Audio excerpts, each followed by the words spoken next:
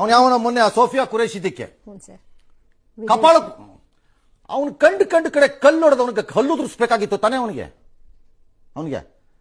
ಬಿಟ್ಟಿದ್ದೀರಲ್ಲ ಇನ್ನೂ ಜನ ನೀವು. ಅವ್ನು ನನ್ನ ಪ್ರಕಾರ ಅವ್ನಿಗೆ ಹಲ್ಲು ಉದುರಿಸ್ಬೇಕಾಗಿತ್ತು ಅವನಿಗೆ, ಆ ಮಂತ್ರಿಗೆ ಕೊಟ್ಟಿರೋ ಹೇಳಿಕೆಗೆ. ಅವನನ್ನು ಇನ್ನೂ ಮಂತ್ರಿಯಾಗಿ ಇಟ್ಕೊಂಡಿರೋ ಬಿಜೆಪಿಯವರಿಗೆ ನಿಮಗೆ ಮಾನ ಮರ್ಯಾದೆ ನಾಚಿಕೆ ಏನಾರು ಇದೆಯಾ? ಊರಿಗೆಲ್ಲ ಬಂದು ಪಾಠ ಮಾಡ್ತೀರಲ್ಲ. ಏನ್ ರಾಷ್ಟ್ರಭಕ್ತಿ ತಿರಂಗ ಯಾತ್ರೆ ಅನ್ಕೊಂಡು ಬುರ್ಡೆ ಬಿಟ್ಕೊಂಡು ಬರ್ತೀರಾ ಅಯೋಗ್ಯರು ನೀವು ಅಂತ ಕಚಡಾಗಳೇ. ಆ ಮಂತ್ರಿ ನೀನು ಇಟ್ಕೊಂಡಿದ್ದೀರಲ್ಲ, ನಿಮಗೆ ಮಾನ ಮರ್ಯಾದೆ ಇದೆಯಾ ಇನ್ನೂ? ಆ ಹೆಣ್ಣು ಮಗಳು ಬ್ರೀಫಿಂಗ್ ಮಾಡ್ತೀನಿ ಅಂತ ತಾನು ಬಂದಿದ್ಲಾ ಬಾವುಟ ಆರಿಸ್ಕೊಂಡು?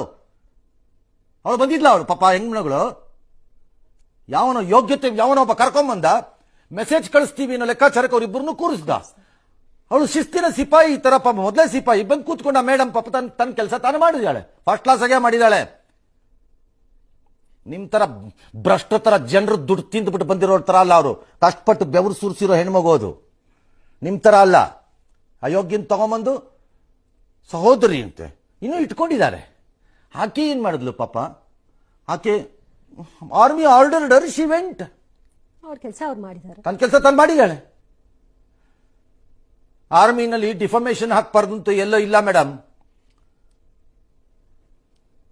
Straight away file a complaint against this idiot and fool and ಕಚಡಾಗೆ. ಸುಪ್ರೀಂ ಕೋರ್ಟ್ ಉಗ್ದಿದೆ ಸರ್. ಅವ್ರಿಗೆ ಏನು ಉಗಿಯೋದು? ಬುರುಡೆ ಕೆತ್ತಬೇಕಾಗಿತ್ತು ಅವನಿಗೆ. ಬಿಜೆಪಿಯವರು ಮಣ್ಣು ತಿಂತಾ ಇದ್ದೀರಿ, ನೀವೇನ್ ತಿಂತೀರಿ?